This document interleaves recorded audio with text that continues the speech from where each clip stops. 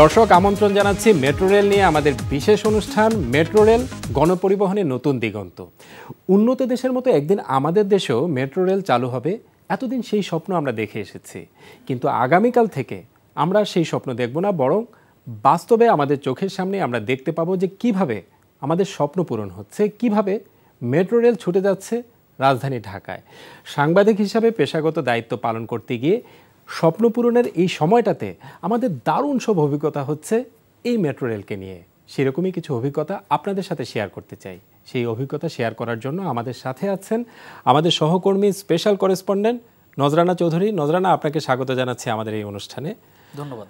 আরও আছেন Sheikh Mohiuddin, staff correspondent, আপনাকেও স্বাগত জানাচ্ছি আমাদের এই অনুষ্ঠানে। আমরা সাংবাদিকরা প্রতিনিয়ত এটা বোঝার চেষ্টা করছি যে ঢাকার পরিবেশে এই মেট্রো রেল আসলে কেমন হবে। নজরানা, আপনি বলেন যে এই মেট্রো রেল ঢাকার পরিবেশে কেমন হতে পারে? মেট্রো রেল যেই বিষয়টা ঢাকায় যেটি হচ্ছে, আমি তো সর্বশেষ আজকেও গিয়েছিলাম আগারগাঁ স্টেশনে। আপনি জানেন যে প্রাথমিকভাবে আগামীকালকে যেটি উদ্বোধন হতে যাচ্ছে, পুরো রুটটা আসলে উত্তরা থেকে মতিঝিল পর্যন্ত, কমলাপুর পর্যন্ত। তো এটি কালকে যেটি চালু হচ্ছে সেটি আগারগাঁ পর্যন্ত চালু হচ্ছে ফার্স্ট ফেজ হিসেবে। সেকেন্ড ফেজ সরকার থেকে যে ধরনের ধারণা দেওয়া হয়েছে, আগামী বছর ডিসেম্বরে মতিঝিল পর্যন্ত চালু হবে, তারপরে আরও 2 বছর পরে মতিঝিল থেকে সেটি কমলাপুর পর্যন্ত এক্সটেন্ড করা হবে। তো আগারগাঁ স্টেশনে আমি গিয়েছিলাম আজকে। আমি গিয়ে যেটি আসলে মনে হলো যে আমরা সাধারণত গণপরিবহন ব্যবহার যারা করি তারা যেসব জায়গায় গিয়ে দাঁড়াই, হয়তো বাস স্ট্যান্ডে গিয়ে দাঁড়াচ্ছি বা ট্রেনের স্টেশনে গিয়ে দাঁড়াচ্ছি, কমলাপুর বা হতে পারে বিমানবন্দর স্টেশন হতে পারে, যে কোনো স্টেশন হতে পারে, বা সিএনজির জন্য দাঁড়াচ্ছি, আমাদের মধ্যে এক ধরনের পারসেপশন আছে যে প্রচুর লোক হবে, নোংরা, ফ্যাসিলিটিজের কোনো সমস্যা নাই, কোনো ডিসিপ্লিন নাই, যেটা দেখে আমরা যেটি দেখে অভ্যস্ত। কিন্তু আমি আজকে আগারগাঁয় গিয়ে আমি মোটামুটি একটু অবাকই হয়ে গেছি যে এরকম একটা স্থাপনা ঢাকার বুকে অলরেডি দাঁড়িয়ে গেছে, যেটি কালকে থেকে চালু হবে। এবং যদিও আমার একটু আগে থেকেই অভিজ্ঞতা আছে দেশের বাইরে অন্যান্য বড় বড় শহরগুলোতে যেখানে মেট্রো চলে সেগুলোতে ওঠার, তো তার সাথে মিলিয়ে আমার মনে হয়েছে যে ঢাকায় যেটি হচ্ছে এটি একটি ট্রিমেন্ডাস এফোর্ট। এবং আপনি আজকে প্রতিবেদন করতে গিয়ে সেখানে বেশ কিছু ঘটনারও সাক্ষী হয়েছেন যারা এখানে এসেছিলেন শেষ মুহূর্তের প্রস্তুতি দেখার জন্য। তাদের মধ্য থেকে কি নতুন কোনো তথ্য আপনি পেয়েছেন কিনা? কেমন হতে পারে কালকের এই উদ্বোধনী অনুষ্ঠান? উদ্বোধনী অনুষ্ঠান সাধারণত যেরকম সরকারি বিভিন্ন উন্নয়ন প্রকল্প উদ্বোধন করতে গেলে যেরকমটি হয় সেরকমই হয়, সেরকমটাই হবে। বাট বিশেষত্ব হলো যে এটি যেহেতু বাংলাদেশের নতুন একটি ধারণা, এবং মেট্রো রেল কিন্তু নতুন একটা কালচার তৈরি করবে ঢাকায় গণপরিবহন ব্যবস্থা এবং ঢাকার মানুষের জীবনযাত্রার উপরে, সেই জায়গাটায় একটা চেঞ্জ নিয়ে আসতে হবে। এটি যেমন যারা মেট্রো রেল পরিচালনা করবে তাদেরকেও যেমন আনতে হবে, এবং যারা ব্যবহার করবে তাদেরকেও কিন্তু সেই পরিবর্তনটা নিজেদেরকে অ্যাডপ্ট করে নিতে হবে। নজরানা, আপনার অভিজ্ঞতার কথা আরও শুনবো, তার আগে আমরা আসলে একটা প্রতিবেদন দেখতে চাই, শেখ মহিউদ্দিনের প্রতিবেদন, যে আসলে এই ঢাকা কতটা প্রস্তুত স্বপ্নের এই মেট্রো রেলকে বরণ করে নিতে। এই ব্যাপারে শেখ মহিউদ্দিন আজকে দেখে এসেছেন সেই প্রস্তুতির নানা কর্মকাণ্ড। আমরা সেটি নিয়ে একটি প্রতিবেদন এবার আপনাদেরকে দেখাতে চাই।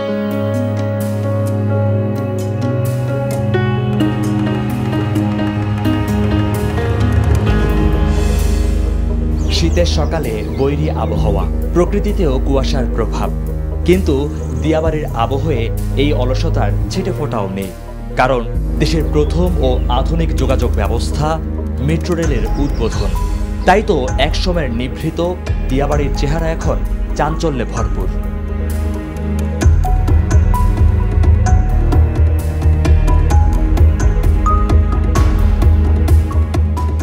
প্রধানমন্ত্রীর সুধী সমাবেশের মঞ্চ প্রস্তুত ভালোভাবেই। মেট্রো উন্মোচনের ফলক ও সাজসজ্জার শেষ সময়ের প্রস্তুতির কাজ প্রায় সম্পন্ন। চারপাশ জুড়ে রঙিন পতাকা, মেট্রোর পিলারগুলোতেও শোভা পাচ্ছে নানা রঙের ব্যানার, ফেস্টুন, বইছে উৎসবের আমেজ।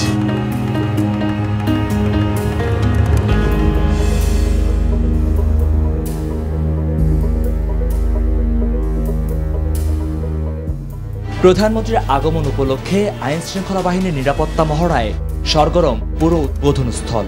নেওয়া হয়েছে নিশ্চিদ্র নিরাপত্তা ব্যবস্থা। মাননীয় প্রধানমন্ত্রী সহ অন্যান্য যারা ভিআইপি অতিথিবর্গ আসবে তারা যাতে নিরাপত্তার সহিত এবং যানজট মুক্ত অবস্থায় নির্বিঘ্নে আসতে পারেন। মেট্রো রেলের নিরাপত্তার জন্য বিশেষ একটা বাহিনী তৈরি করার প্রস্তাব, এই প্রস্তাবটা এখন মন্ত্রিপরিষদ বিভাগে আছে। তার আগ পর্যন্ত আমরা আমাদের ডিএমপির পুলিশ দিয়ে এর নিরাপত্তা নিশ্চিত করার চেষ্টা করি।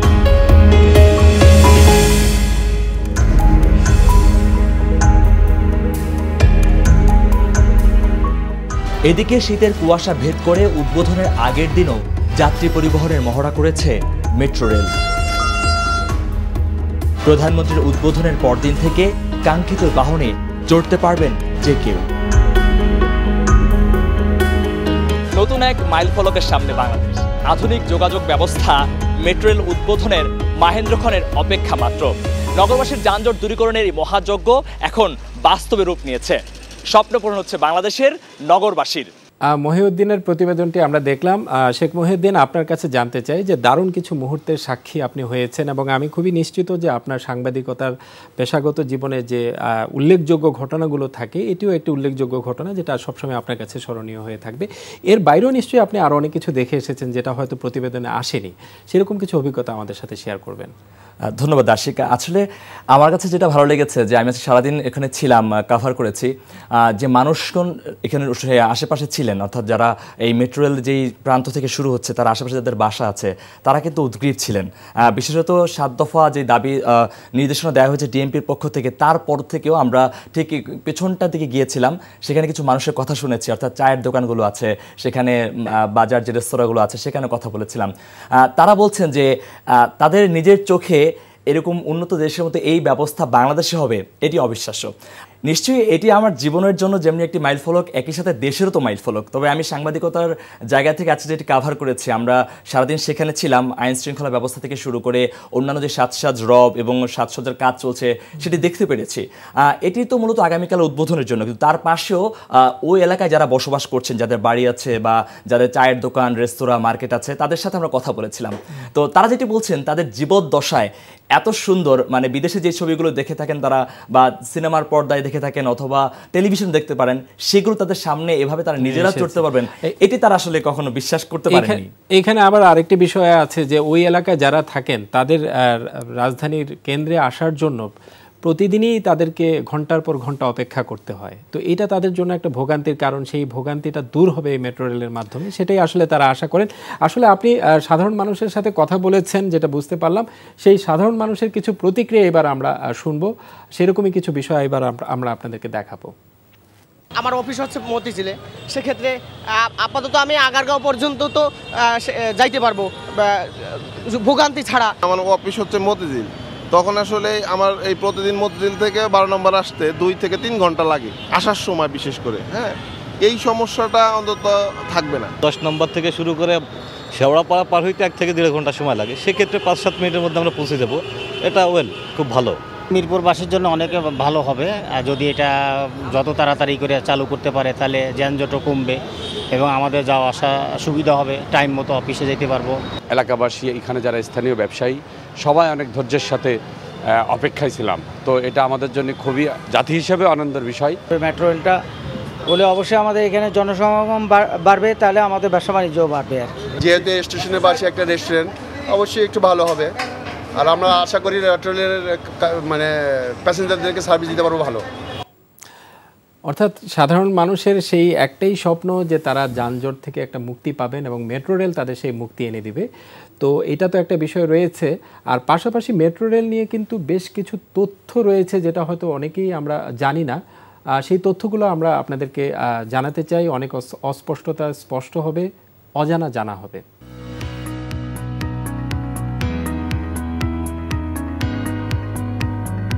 ডিসেম্বর চালু হচ্ছে স্বপ্নের মেট্রো রেল। আধুনিক ও উন্নত যোগাযোগের নতুন যুগে বাংলাদেশ। দৈনিক জ্যাম, ভোগান্তি, সড়কে ঘন্টার পর ঘন্টা নাকাল হওয়ার যন্ত্রণা থেকে মুক্তির বার্তা নিয়ে ডিসেম্বরে হাজির হচ্ছে যন্ত্রযানের আধুনিক সংস্করণ স্বপ্নের মেট্রো রেল। এর মধ্য দিয়ে তিলোত্তমা ঢাকা বর্তমান অবস্থা থেকে আধুনিক কসমোপলিটনে রূপান্তরিত হবে। উত্তরার দিয়াবাড়ি থেকে মতিঝিল পর্যন্ত 20.1 কিলোমিটার মেট্রো রেলের দিয়াবাড়ি আগারগাঁও অংশে 11.73 কিলোমিটার পথ চালু হচ্ছে। প্রথম ধাপে উত্তরা থেকে আগারগাঁওয়ের পথে চলবে 10 সেট ট্রেন। প্রতি সেট ট্রেনে থাকছে 6টি বগি, আছে প্রতি বগিতে 54 জনের বসার ব্যবস্থা। দাঁড়িয়ে ভ্রমণের জন্য থাকছে পর্যাপ্ত জায়গা। এক একটি ট্রেনে সর্বোচ্চ 3088 জন যাত্রী চড়তে পারবেন। সেই হিসেবে উত্তরা থেকে আগারগাঁও পর্যন্ত ঘণ্টায় যাতায়াত করবেন কমপক্ষে 30,000 যাত্রী।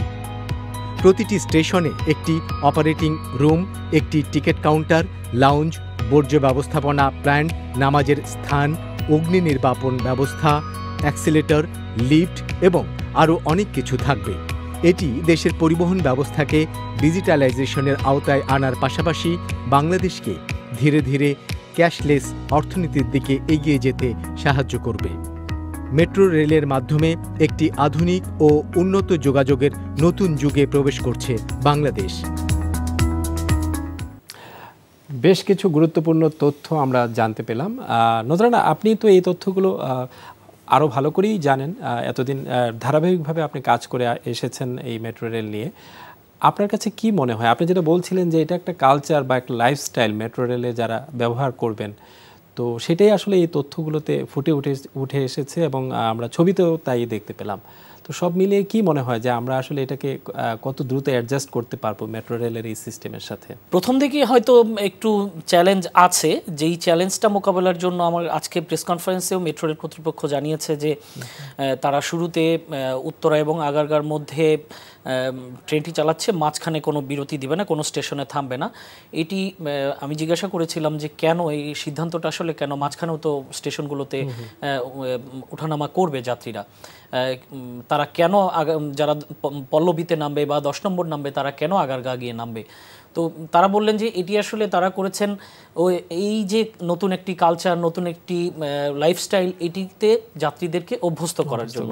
যে একজন যাত্রী স্টেশনে ঢুকছেন, টিকিট কাটছেন, টিকিটটা যেহেতু এটি রিডেবল, মেশিন রিডেবল, এটা পাঞ্চ করতে হবে। এগুলো কি খুব দুর্বোধ্য মনে হতে পারে প্রথম দিকে? খুব কঠিন কিছু মনে হয়নি, কারণ আমি স্টেশনে গিয়ে যেটি শুরুতে বলছিলাম যে স্টেশনে গিয়ে আমার খুবই ভালো লাগছিল যে এটার যে প্রেজেন্টেশন স্টেশনে এত ধরনের নির্দেশনা দেওয়া হয়েছে, প্রতিটা জায়গায় আপনাকে কনফিউজ হওয়ার কোনো সুযোগ নাই যে আপনি তথ্য পাচ্ছেন না যে আপনি এখানে কি করবেন, সেই সুযোগটা নাই। আমার কাছে মনে হয়েছে যে পর্যাপ্ত তথ্য সম্বলিত একটি স্টেশন, এখানে ডিসপ্লের ব্যবস্থা যেরকম করা হয়েছে যে আপনি গিয়ে হারিয়ে যাওয়ার কোনো সুযোগ নাই, যে আপনি কি করবেন কনফিউজ হওয়ার কোনো সুযোগ নাই, সেরকমটি করা হয়েছে। মহিউদ্দিন, আপনার কাছেও কি সেটা মনে হয়েছে যে 2-1 দিন মেট্রো রেলে যাতায়াত করলে বিষয়গুলো আমাদের কাছে স্পষ্ট হয়ে যাবে? সেখানে খুব কঠিন ইতোমধ্যে স্পষ্ট অনেকটা হয়ে গেছে, কারণ আমরা দেখেছি যে আমার কাছে স্পষ্ট, কারণ আমি গিয়েছি এবং আমার কাছে মনে হয়েছে খুব সহজ পদ্ধতি আসলে।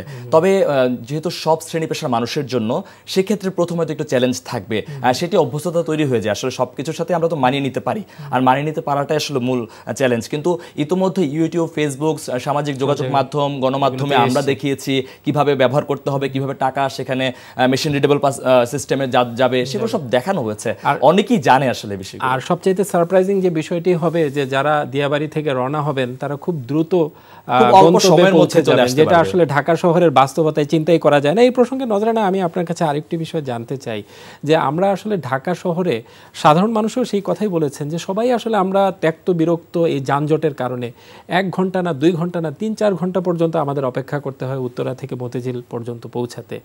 তো সেই ক্ষেত্রে আসলে স্বপ্নটা কি ওই জায়গা থেকেই আসলে আমরা দেখছি কিনা যে একটা যানজট মুক্ত ঢাকাকে পাবো? যেই রুটটা কালকে চালু হচ্ছে সেটি যদি দেখেন যে উত্তরা থেকে ডিরেক্ট মিরপুর ডিওএইচএস হয়ে মিরপুর হয়ে রুটটা ঢুকছে, এই রুটে কিন্তু আসলে কোনো প্যাসেজ নাই। উত্তরা থেকে মিরপুরের এদিকে আসতে হলে হয় আপনাকে সেই তুরাগ ঘুরে বেরিবাদ দিয়ে আসতে হবে অথবা এয়ারপোর্ট রোড ধরে আসতে হবে। তার মানে নতুন একটি প্যাসেজ তৈরি হলো ঢাকা শহরের যারা উত্তর দিক থেকে পশ্চিম দিকে ট্রাভেল করবে। এই প্যাসেজটা এটি কিন্তু একটা নতুন একটা সুযোগ যে দ্রুত যাত্রী ট্রান্সমিট করার জন্য। আর গতির কথা যেটা বললেন যে ওই যে উত্তর স্টেশন থেকে আগারগাঁ পর্যন্ত আসতে যদি আপনি বাই রোডে আসেন, রাস্তা দিয়ে আসেন, 2 থেকে 2.5 ঘন্টার কমে আসার চিন্তাও করতে পারবে না কেউ বর্তমান ব্যবস্থায়। কিন্তু আপনি উত্তর যেটা শুরুর স্টেশন, সেই স্টেশন থেকে আগারগাঁ স্টেশন পর্যন্ত আসতে মেট্রো রেলের সময় লাগবে মাত্র 10 মিনিট 10 সেকেন্ড।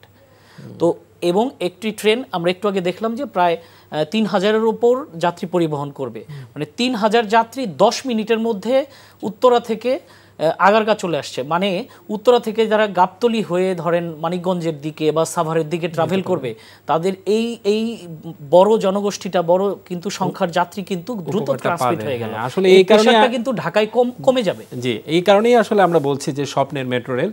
তো আপনাদের দুজনকেই ধন্যবাদ জানাচ্ছি। মেট্রো রেল নিয়ে আপনারা যে কাজের অভিজ্ঞতা আমাদেরকে শেয়ার করলেন, সেটার মাধ্যমে আমরা অনেক কিছুই জানতে পারলাম। আমরা চলে এসেছি একেবারে অনুষ্ঠানের শেষ পর্যায়ে। মেট্রো রেল নিয়ে আমরা এতদিন যে স্বপ্ন দেখে এসেছি তা পূরণ হতে আর মাত্র কয়েক ঘন্টা বাকি। স্বপ্ন পূরণের এমন দারুণ সময়ে আমরা আপনাদের সাথেই থাকতে চাই। আপনারাও আমাদের সাথে থাকুন, এনটিভির সাথে থাকুন। সবার জন্য রইল অনেক অনেক শুভকামনা।